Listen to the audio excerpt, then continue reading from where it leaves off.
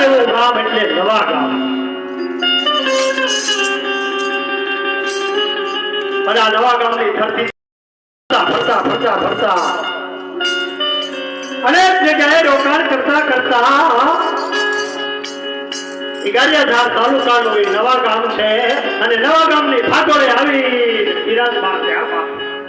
વર્ષોના વાળા વાય ગયા છે. આ વાતને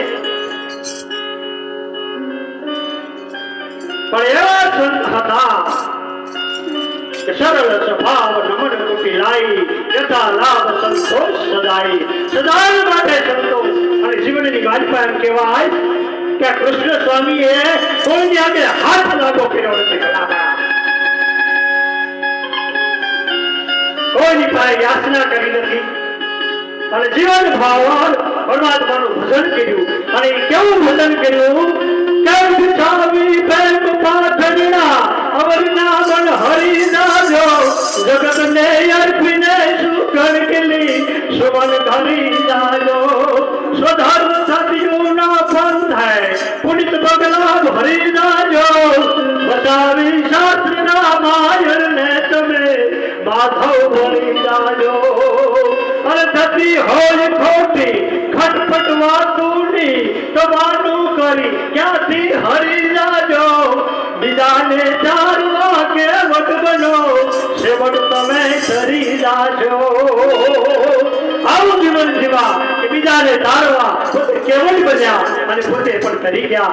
આ સરળ સ્વભાવના આ સંત હતા. અને એ સંતની માથે એટલે કહેવાય એવા સાચા સંતોની માથે ભક્તિ ના બહુ. આવા સંતોની વાત થાય અને આવા સંત જગતની માલિકા ન હોત તો જલ માત્ર સંસાર તો જ્ઞાન કેરી નરમાં થાળે ઠાકોર થાય. આવા ધરતીની માથે સંત ભજન કરી ગયા છે. એની વાતો કરવી છે ભલા મારા આજે. અને આજે એમની તિથિ છે શ્રાવણ મહિનાની સાતમ. અને સાતમ નિમિત્તે આ નવા ગામ અને પાદર એક નાનો હરખો સુંદર મજાનો રમણીય આશ્રમ છે જેને કહેવાય શિવ શક્તિ ધામ.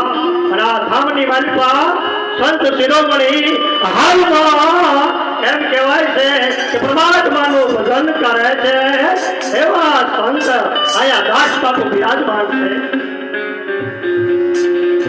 બાપુનો પણ સ્વભાવ એવો છે ઓ ભાઈ પ્રેમ અને માયાળુ.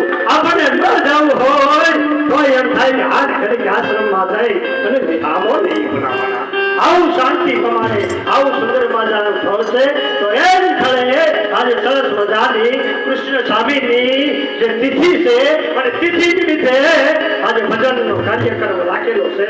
તો આવો સર્વ ભક્તો આપણે ભજન સાંભળીએ. બોલીએ કૃષ્ણ સ્વામી મહારાજ.